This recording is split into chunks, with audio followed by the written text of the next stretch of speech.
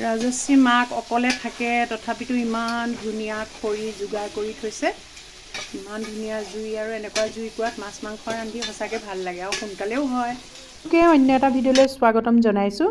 আমি এয়া আমাৰ বাই ভনী কেইজনী, বোৱাৰী, ভাগিন বোৱাৰী আৰু ভাগিন বোৱাৰীৰ ভনীয়েক, এনেকৈ গোটেইবোৰ লগ হৈ আজি 2খন গাড়ী আমি ওলাই আহিছোঁ ফুৰিবলৈ।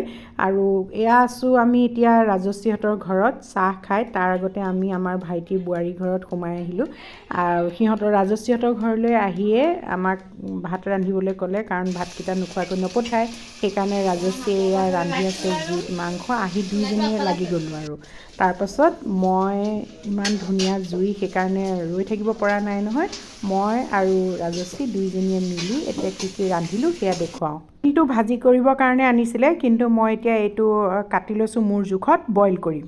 বেছি মিহি কৰা নাই, বইল কৰিম, তাৰপিছত পিটিকা কৰিম। কলডিলৰ পিটিকাটো বহুত ভাল লাগে খাই, মই আগতে ভিডিঅ'ত দিছোঁ। আজি আকৌ এতিয়া ভীমকলটো সিহঁতি ভাজি কৰিম বুলি ক'লত মই বোলো নাই, মই পিটিকা এটা কৰি দিওঁ, চবেই খাই ভাল পাব। ৰ'ব, এইখিনি জান অকণমান মিঠাতেল দিছোঁ। জাষ্ট এই হেৰিখিনি, এই কলডিলখিনি কেঁহা ভাৱটো থাকে যে, সেই ভাৱটো গুচি যাবৰ কাৰণে এনেকৈ ভৰাই লৈছোঁ। এয়া এতিয়া এইখিনি নুধুলেও হৈ যাব, কাৰণ ধুলে কলডিলৰ যিখিনি গুণ থাকে সেইখিনি গুচি যায়।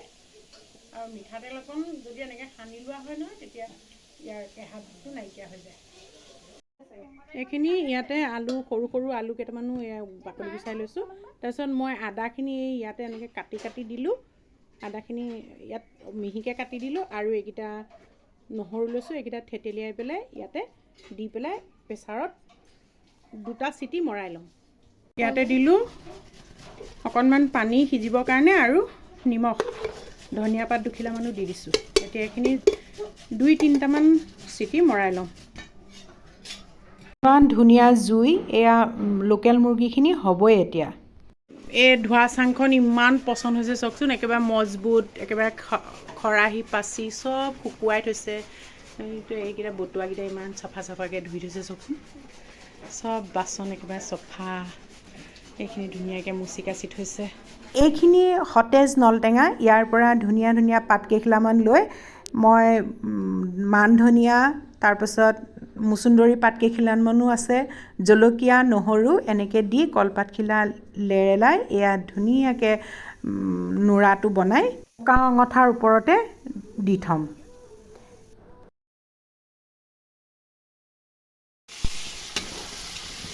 ইমান ধুনীয়া জুই, অঙঠা, তাতে আৰু এই পিটিকা নেখালে কেনেকৈ হ'ব।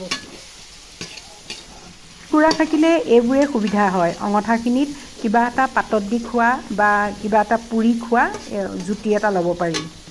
অকণমান ইয়াতে লুটিয়াই বগৰাই দিলেই হৈ যাব। এইখিনি ব্ৰইলাৰ মাংস ড্ৰাই, এইফালে কেপচিকাম কাটি দিছে, আৰু আলু বইল কৰিবলৈ এইটো ৰাজশ্ৰী ষ্টাইলত ৰান্ধিব। খোৱা আৰু আমি তোৰ ঘৰলৈ আহিছোঁ এতিয়া, তই কিমান জুতি পুতি লগাই।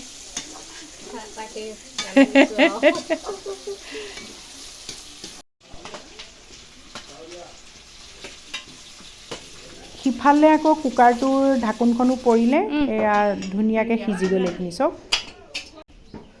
এইখিনি সিজি গ'ল। এতিয়া মই পানীখিনি, অকণমান পানী আছে যে, এই পানীকণ হেৰি মানে শুকাই দিম। আলু চালু চব ধুনীয়াকৈ সিজিলে, আৰু অকণমান উতলাই পেলাই পানীখিনি শুকুৱাই দিম। তাৰপিছতে জালুক দি দিম আৰু মান ধনিয়া কাটিম, হৈ যাব খাব। এতিয়া ইয়াৰ ওপৰত এয়া জালুক অকণ ছটিয়াই দিছোঁ, কাৰণ জ্বলাটো হ'ব লাগিব পিটিকাটোত, নহ'লেতো টেষ্টটো উঠিব লাগিব ন। সেইকাৰণে জালুক অকণমান সৰহকৈ দিছোঁ। তাৰপিছত ইয়াতে মই এতিয়া মান ধনিয়া অকণমান কাটি দিম। আৰু এয়া মান ধনিয়া অকণ কাটি দিছোঁ। ইটো ধনিয়াও দিব পাৰে দেই, কিন্তু বইল ৰান্ধোতে সদায় এই মান ধনিয়াৰ সোৱাদটো বহুত ধুনীয়া হয় খাবলৈ। সেইকাৰণে পাৰিলে যদি ঘৰত থাকে, তেতিয়াহ'লে আপোনালোকে যদি ইচ্ছা কৰে এনেকুৱা কলডিলৰ পিটিকা খাবলৈ, তেতিয়া এই মান ধনিয়া দিব। এতিয়া এইখিনি কাঢ়ি দিলোঁ।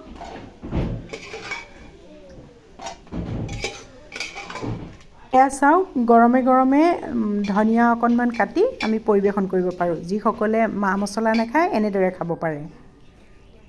নলটেঙাখিনিও সিজি গ'ল। ইয়াতে মই আলু দুটা ভাঙি দিছোঁ আৰু এই পাতত দিয়া জলকীয়াকেইটাৰে সৈতে এতিয়া ধুনীয়াকৈ এইখিনি সানি ল'ম। তাৰ পাছত অকণমান পকা তেল দিম। ইয়াতে সেই পকা তেল অকণ যদি তুমি পিটিকাত দি দিয়া নহয় এনেকৈ, টেষ্টটো বহুত ধুনীয়া হয় খাবলৈ। এতিয়া কি হেৰি কৰি লৈছে? পিটিকা পাতত দিলোঁ। তাৰপিছত এতিয়া ইয়াতে অকণমান জানি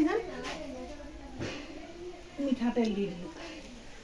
আজি ৰাজশ্ৰীহঁতৰ পাকঘৰৰ পৰা মই দুটা ৰেচিপি বনাই দিলোঁ। আপোনালোকে টেষ্ট কৰি খাব। ইমান ধুনীয়া কেঁচা পাকঘৰত আপোনাৰ ধুনীয়া জুই, খৰি, শুকান তেনেকুৱাত আৰু এনেকুৱা ৰেচিপি দুটা নবনাই নোৱাৰিলোঁ নহয়।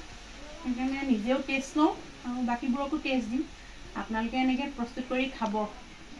মাকে গোটেইখিনি যোগাৰ কৰি থৈছিলে, আমি দুজনীয়ে ৰান্ধিলোঁ আৰু ৰান্ধি বাঢ়ি এই সাজ আমাৰ ৰাজশ্ৰীহঁতৰ ঘৰত খোৱা প্ৰথম ভাত সাজ। খাই বৈ আৰু চবে এটা এটা প্ৰেজেণ্ট পালোঁ। মোৰতো দামী আমাক প্ৰেজেণ্ট দিলে দেই, মুগা কাপোৰ চব উপহাৰ লৈ পেলাই আমি যাওঁ। আপোনালোকে এনেকৈ ঢকুৱাখানাত ফুৰিবলৈ আহিব দেই, চবৰে ঘৰৰ পৰা এনেকৈ উপহাৰ এটা দি পঠিয়াব। ৰাজশ্ৰীৰ মাক আৰু সৰু ভায়েক থাকে লগত, ওচৰতে খুৰীয়েক আৰু বৰমাকহঁত থাকে। সকলোৱে আমাক ইমান আদৰ সাদৰ কৰিলে, দিনটো বৰ ভাল লাগিলে। তেখেতসকলৰ মৰম কেতিয়াও পাহৰিব নোৱাৰোঁ। ৰাজশ্ৰীৰ মাকে আমাক এনেকৈ পাই ইমান ভাল পাইছে মানুহগৰাকীয়ে। বিয়াৰ পাছত দীঘলীয়াকৈ মই, বাইদেউ আৰু বোৱাৰী প্ৰথমবাৰৰ কাৰণে সিহঁতৰ ঘৰলৈ গৈছিলোঁ। সেইকাৰণে খুব ভাল লাগিলে তেখেতৰ আদৰ সাদৰবোৰ। আমাৰ মানুহৰ আন্তৰিকতাখিনি আপোনালোকৰ মাজত শ্বেয়াৰ কৰিলোঁ। ভাল লাগিলে লাইক এটা কৰিবলৈ নাপাহৰিব। পুনৰ এটা নতুন ভিডিঅ'লৈ আহিম। আজিলৈ সামৰোঁ। ধন্যবাদ।